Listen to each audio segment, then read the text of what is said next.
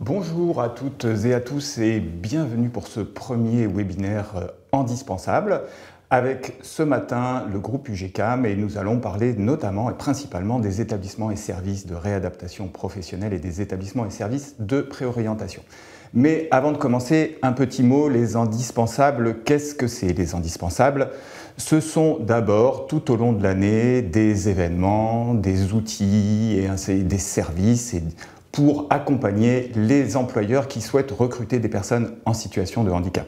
Et puis c'est une fois par an, c'est au mois de juin, cette année du 13 au 15 juin, des événements particuliers autour du recrutement, autour de l'emploi, avec des webinaires, et ça sera aujourd'hui et demain, des webinaires organisés donc par l'association OETH, et puis des événements sur le terrain partout en région, organisés par les établissements relevant de l'accord, et puis aussi par nos partenaires signataires de la charte indispensable. Alors, aujourd'hui, ce matin, nous démarrons donc autour d'une première thématique. Cette thématique, c'est comment faciliter les recrutements et nous accueillons pour cela mon invité Lionel Boutet-Sivaleri de la plateforme ActiPlus du groupe UGCAM. Alors bonjour Lionel. Bonjour. Pour commencer, est-ce que vous pouvez vous présenter en quelques mots et présenter votre structure? Bien sûr. Bonjour à tous. Donc Lionel Boutet, effectivement directeur de la plateforme ActiPlus à Lieusaint en Seine-et-Marne. Si vous me le permettez, avant de détailler un petit peu notre dispositif, je préciserai juste que ce dernier fait partie du groupe UGCAM. Le groupe UGCAM, pour ceux et celles qui ne le sauraient pas, c'est un opérateur de santé essentiel de l'assurance maladie qui a pour mission d'accompagner des personnes, enfants, adolescents, adultes, personnes âgées, qui sont malheureusement fragilisées socialement, médicalement par la maladie ou le handicap. On a en gros 242 établissements sur toute la France pour porter pleinement ces missions d'intérêt public. Le dispositif que je représente aujourd'hui, donc la plateforme ActiPlus, fait donc partie pleinement de ce vaste réseau de soins et d'accompagnement. La plateforme ActiPlus, pour être plus précis en l'occurrence, a été conçue dès le départ pour apporter le plus de leviers possible au niveau des personnes en situation de handicap, pour rendre le plus facile possible leur parcours d'inclusion en l'occurrence. Elle est ainsi composée de plusieurs établissements et plusieurs services. On a tout d'abord un établissement de préorientation.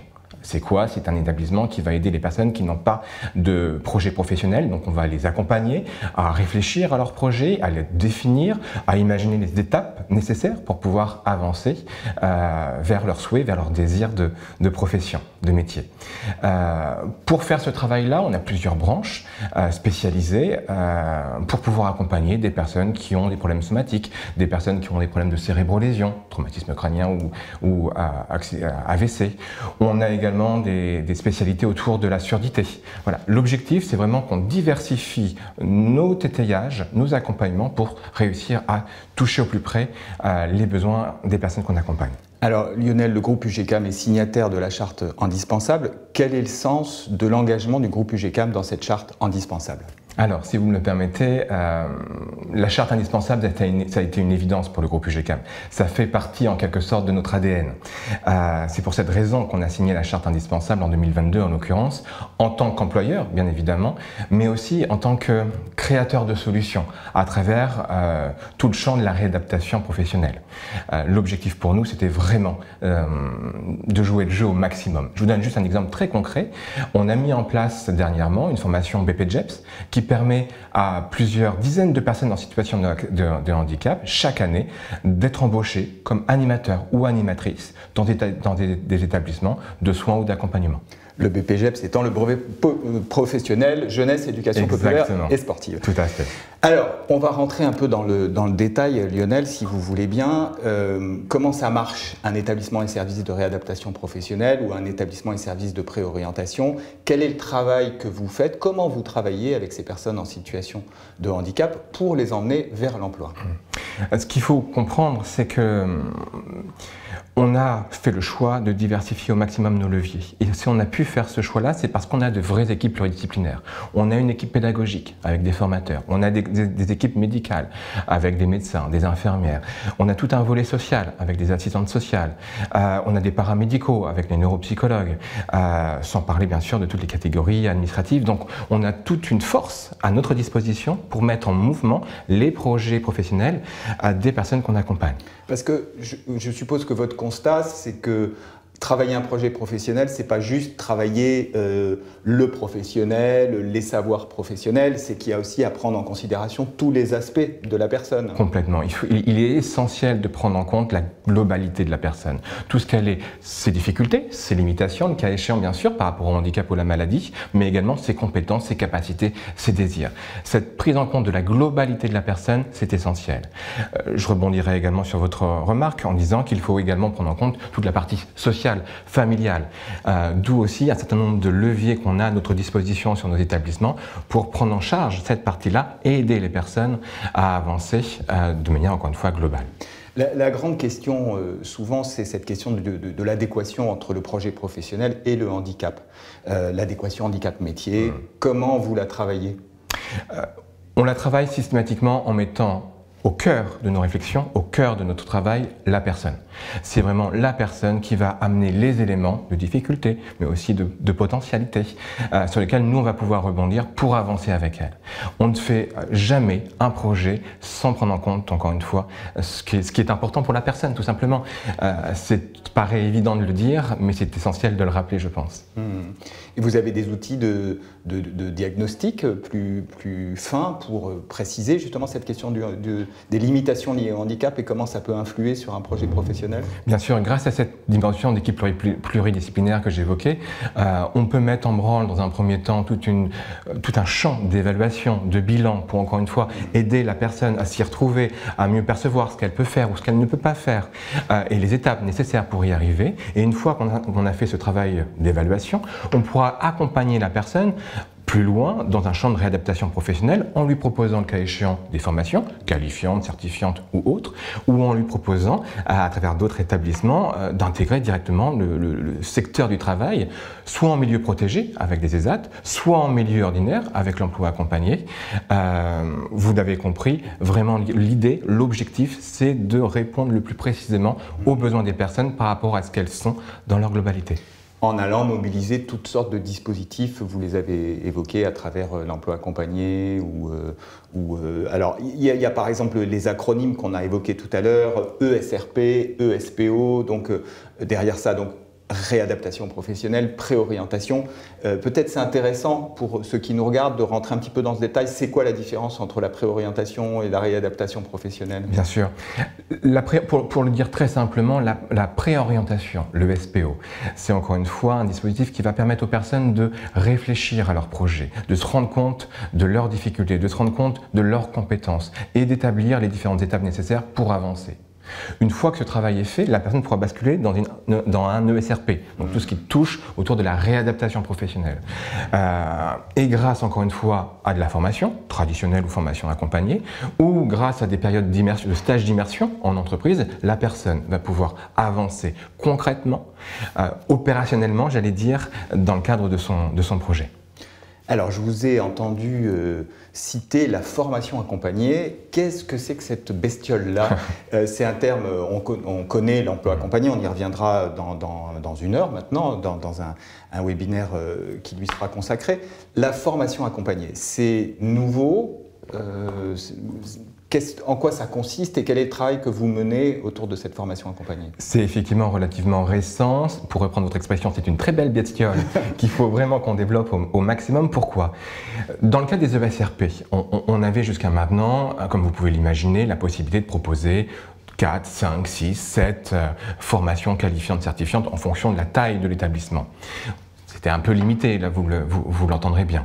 Avec la formation accompagnée, on va pouvoir dorénavant s'appuyer sur les organismes de formation de droit commun présents sur les territoires. Donc ça ouvre un éventail encore plus grand aux personnes qu'on accompagne. On va pouvoir du coup répondre plus précisément à leur envie, à leurs besoins, à leurs projets. La particularité de la formation accompagnée, c'est que nous, établissements médico-sociaux, on va pouvoir apporter aux organismes de formation de droit commun notre expertise sur le champ du handicap, sur le champ de la maladie. On va pouvoir venir en soutien auprès de ces organismes de formation pour les aider à adapter leur déroulé pédagogique, mais on va aussi pouvoir accompagner les personnes en situation de handicap tout le long de leur parcours, au niveau de tout ce qui est administratif. Des fois ça peut pêcher, ça peut être un peu compliqué pour elles, mais également via un soutien psychologique, via un soutien social par rapport à la dimension personnelle qu'on évoquait tout à l'heure et qui est indispensable à prendre en compte. Donc la formation accompagnée, c'est vraiment un projet d'avenir qui va permettre à une multitude de personnes d'avoir beaucoup plus d'opportunités dans leur parcours. Et en plus, plus inclusif, puisqu'on a des stagiaires qui ne sont pas dans votre établissement, mais qui sont bien dans des centres de formation ordinaires, avec simplement un accompagnement renforcé. Je suppose que c'est aussi ça l'intérêt. Exactement, parce que finalement, ça sous-entend une vraie mixité. Qui dit mixité dit échange. Qui dit échange dit, là aussi, pour tout à chacun, au sein des sessions de formation, de pouvoir avancer plus vite, plus rapidement, grâce à l'expertise, à la compétence, au regard de l'autre stagiaire, d'autrui en l'occurrence.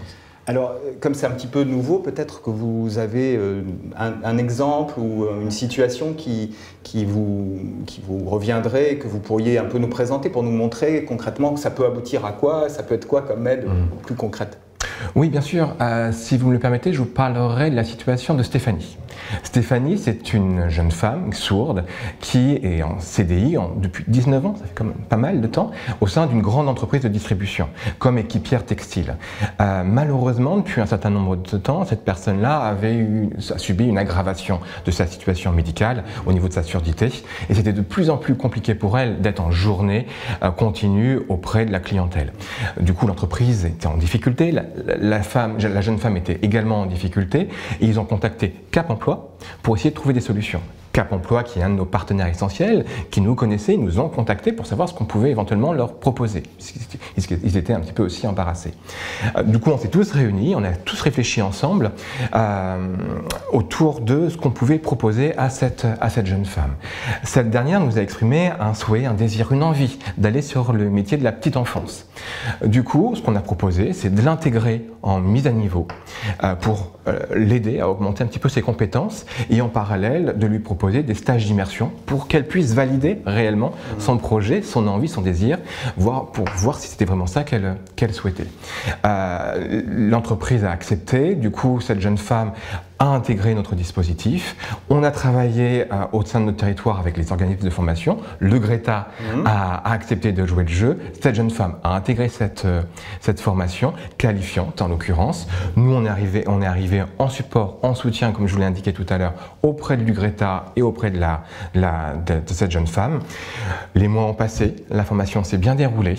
Elle l'a obtenue brillamment et aujourd'hui, elle est retournée certes au sein de l'entreprise, mais elle a une promesse d'emploi au sein du secteur de la petite enfance pour le mois d'août prochain. Donc très belle conclusion en l'occurrence. Donc en fait, vous appuyez finalement tous les protagonistes. Vous appuyez l'entreprise qui se retrouve en difficulté dans son maintien, vous appuyez le centre de formation qui ne sait pas forcément toujours comment accompagner un étudiant, un stagiaire en situation de handicap, et vous appuyez la personne elle-même. C'est ça, c'est exactement ça. Notre job, notre mission dans ce type de prestation, c'est d'être en soutien avec l'ensemble des actrices et des acteurs autour d'une situation donnée.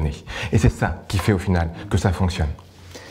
Alors, on s'adresse aujourd'hui à nos partenaires, à des candidats qui peuvent suivre ce webinaire, mais on s'adresse aussi aux établissements qui relèvent de l'accord handicap du secteur et qui se disent, bon, est-ce que moi, établissement, est-ce que moi, employeur du secteur, je peux solliciter un établissement et service de réadaptation professionnelle? La plateforme ActiPlus, si vous êtes en Seine-et-Marne, à Lieusaint, mais enfin, en tout cas, un établissement et service de réadaptation professionnelle, qu'est-ce que je peux lui demander? À quoi peut-il m'aider? Le point fort de nos établissements, c'est encore une fois, et vous l'avez entendu je pense à travers mon propos, c'est de faire de l'individuel. Donc lorsque vous avez un besoin, quel qu'il soit, le plus important c'est de prendre attache avec ce type d'établissement qu'on vient de décrire, de travailler minutieusement autour de la situation donnée, autour du besoin que vous pouvez avoir, et c'est ensemble au final qu'on arrivera à trouver des solutions, qu'on pourra vous apporter l'expertise médico-sociale qui est la nôtre, et on avancera pas par pas, palier par palier, ensemble en l'occurrence. C'est vraiment ça la particularité. Pour répondre encore une fois d'une autre manière à votre question, aujourd'hui, vous l'avez dit, la formation accompagnée, c'est quelque chose qui reste relativement récent.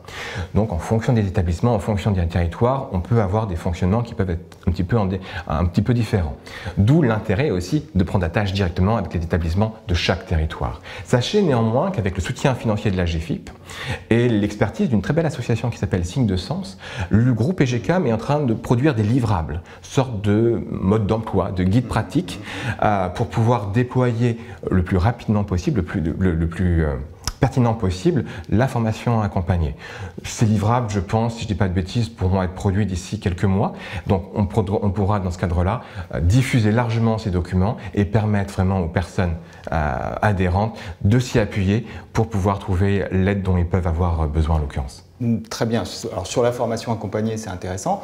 Sur l'ensemble des services de votre plateforme, un employeur peut frapper à votre porte en disant aidez-moi. Alors vous nous avez expliqué comment vous pouviez accompagner les personnes elles-mêmes, mais est-ce que vous avez une offre directement orientée vers les entreprises? Comment vous accompagnez les entreprises ou les établissements du secteur associatif? Et cette question elle est essentielle. Pourquoi? Parce qu'il y a toute la dimension d'accompagnement des personnes en situation de handicap que j'ai décrite. Mais ce ne serait pas suffisant pour réellement porter pleinement l'enjeu inclusif qui est le nôtre. C'est pour cette raison qu'en parallèle de toute cette dynamique d'accompagnement, on met en place des espaces de formation et de sensibilisation au sein même des entreprises pour les aider à améliorer leur process d'intégration, pour faire en sorte que tout se passe bien lorsqu'ils embauchent des personnes en situation de handicap ou lorsqu'ils veulent les maintenir en poste, parce que les deux situations sont possibles, mais également, je pense que c'est important de le dire, pour les aider à dépasser certains préjugés qui peuvent encore être présents au sein de la société et donc au sein des entreprises. C'est ce double travail, accompagnement, formation des entreprises qui nous permet d'apporter une vraie plus-value aux entreprises. Et alors comment vous les formez? Comment vous abordez ces questions de sensibilisation? Vous intervenez dans des équipes, vous le traitez comment ces sujets-là? De manière très opérationnelle, de manière très pragmatique. L'idée c'est pas de faire des cours théoriques par exemple, c'est de confronter les personnes, les salariés, les coopérateurs de l'entreprise au handicap. Et généralement, on se rend compte qu'il y a beaucoup de fantasmes, beaucoup d'idées reçues. Et lorsqu'ils ont en face d'eux ou d'elles une personne en situation de handicap, est-ce qu'ils se rendent compte que oui, effectivement, elle est impliquée, elle est motivée, oui, elle sait discuter, oui, elle a des compétences, oui, elle a un vrai savoir-être. Généralement, un certain nombre de barrières ou d'obstacles qui étaient présents jusqu'alors tombent progressivement et on voit les portes s'ouvrir.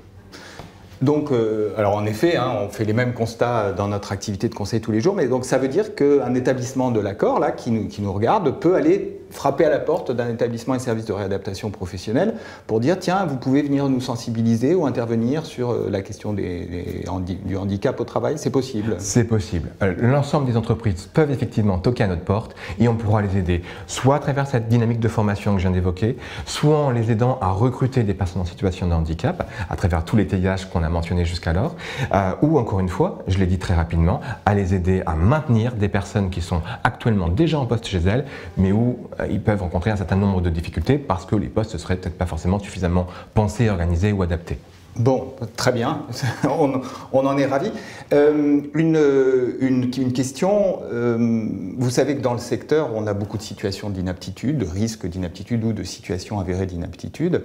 Est-ce qu'un établissement qui relève de l'accord, qui emploie un salarié qui est en risque d'inaptitude, l'exemple classique dans notre secteur, c'est l'aide-soignante qui a 40 ans, c'est le profil type, peut venir vous solliciter pour travailler cette situation et dire comment vous pouvez nous appuyer? Est-ce que là aussi, c'est possible? Alors sans difficulté, dès l'instant où il y a une situation d'invalidité, qu'elle soit due à une maladie professionnelle ou accident de travail, nos établissements sont effectivement en compétence pour pouvoir apporter l'expertise nécessaire, le travail de coopération nécessaire pour trouver des solutions, quelles qu'elles soient, pour la personne et l'entreprise. Super. On n'a pas tellement parlé chiffon, j'allais dire, c'est-à-dire dispositif, financement. Vous intervenez dans quel cadre? Vous nous avez évoqué l'exemple de Stéphanie tout à l'heure. Qui paye quoi dans cette affaire? Est-ce que l'entreprise, vous avez évoqué une mise à disposition pour ce temps de formation? Alors, on ne va pas avoir le temps de rentrer dans tous les mécanismes, mais je crois que c'est très important. Il ne faut pas que ceux qui nous regardent se disent « Oh là là, d'accord, ça a l'air bien, mais alors finalement, il va falloir qu'on paye, qu'on investisse. » Est-ce qu'on peut quand même expliquer un peu le modèle qui prend en charge quoi? Bien sûr, effectivement, sans rentrer forcément dans les détails, je rebondirai sur l'exemple de Stéphanie que j'ai évoqué tout à l'heure. Dans ce cadre, dans cette situation-là, l'entreprise a validé un congé sans solde. La personne est donc partie. Nous, à notre niveau, on a monté tout un dossier administratif pour qu'elle puisse être rémunérée pendant le temps de cette formation, pour qu'elle puisse continuer à vivre en l'occurrence, parce qu'on maîtrise en l'occurrence tous les montages possibles au niveau financier. Et c'est ça qui est un point intéressant par rapport aux entreprises, c'est qu'elles n'ont pas forcément la nécessité d'avoir en connaissance tous ces montages, toute cette complexité administrative. Nous, on se charge de mettre ça en place. Donc du coup, on décharge les entreprises de tout ce pan de travail. Et au regard de tous les échanges que je peux avoir régulièrement avec les entreprises, c'est aussi une vraie plus-value pour eux. Chacun dans son domaine, chacun dans son expertise, et c'est ça qui à la fin permet, dans un jeu de gagnant-gagnant en l'occurrence. Sans perte de salaire ou sans perte de revenus? Sans perte de revenus. Stéphanie? Exactement, complètement. Oui, donc ça c'est vraiment intéressant de pouvoir mobiliser ces dispositifs. Hier, on ouvrait les journées indispensables avec une réflexion sur l'accessibilité des métiers de la santé et de l'intervention sociale.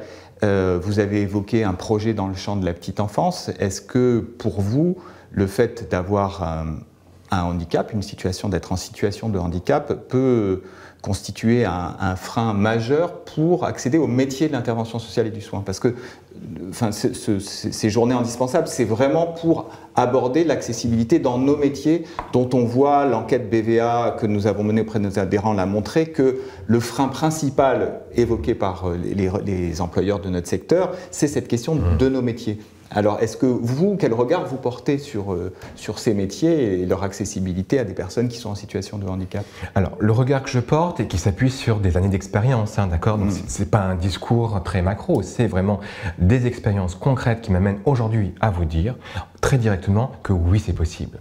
On a toujours tendance à imaginer que ça va être compliqué parce qu'il y a un handicap, parce qu'il y a des conséquences lourdes d'une maladie. Mais lorsque c'est travaillé, lorsque c'est préparé, lorsque c'est travaillé de concert, comme on l'a dit tout à l'heure, avec l'ensemble des parties prenantes d'une situation, on arrive à avancer et on fait de très belles choses.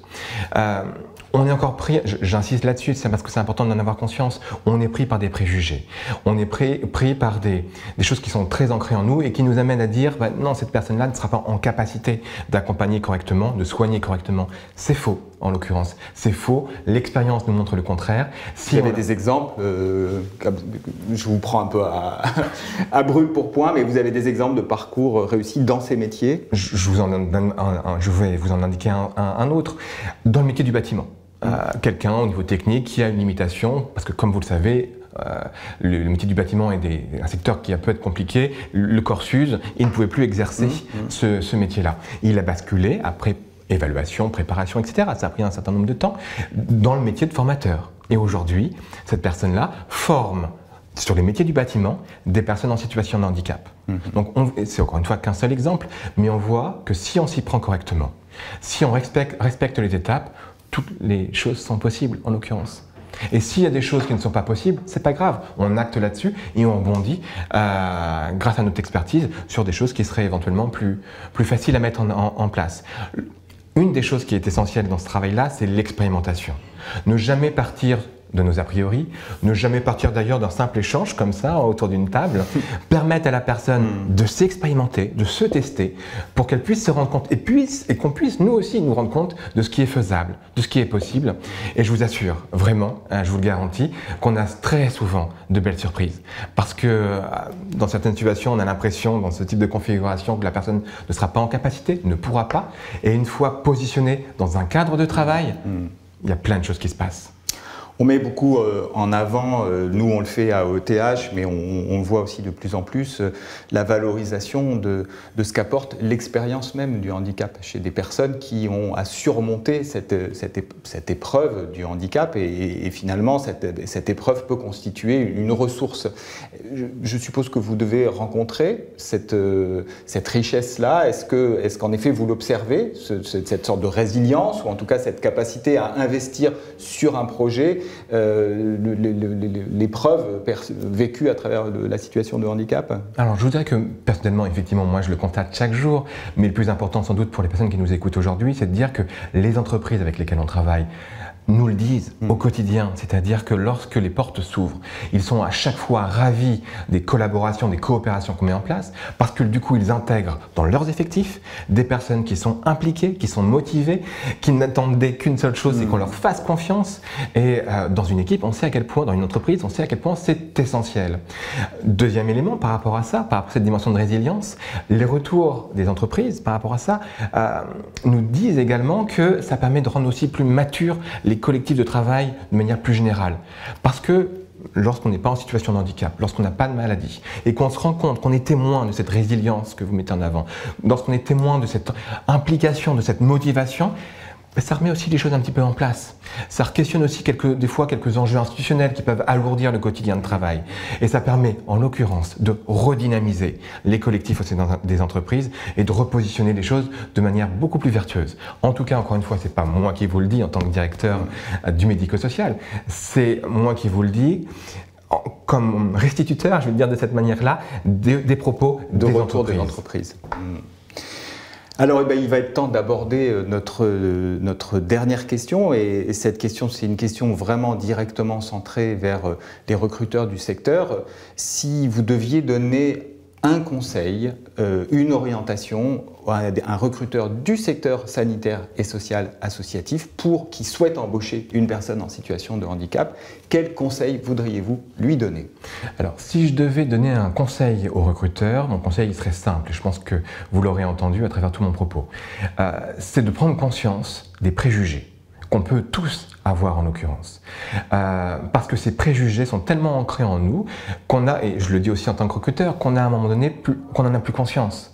Et qu'on ne voit la personne qui est en face de nous, la personne qui candidate, qu'à travers le prisme du handicap, de la maladie ou de la limitation. Il est donc essentiel de prendre conscience de ces préjugés pour les dépasser et voir la personne telle qu'elle est réellement, dans toute sa globalité, dans toute sa richesse, dans toutes ses compétences, afin en l'occurrence, de lui ouvrir les portes, de lui donner sa chance. Et si on ouvre les portes, vraiment, les recruteurs s'en rendront compte, ça sera un jeu gagnant-gagnant pour tout le monde. Les personnes en situation de handicap, les entreprises et la société de manière plus générale, parce qu'on fera de notre société un espace plus juste, plus ouvert, plus équitable pour tout le monde. Merci beaucoup Lionel Boutet-Sivaleri pour ce témoignage et ce retour d'expérience.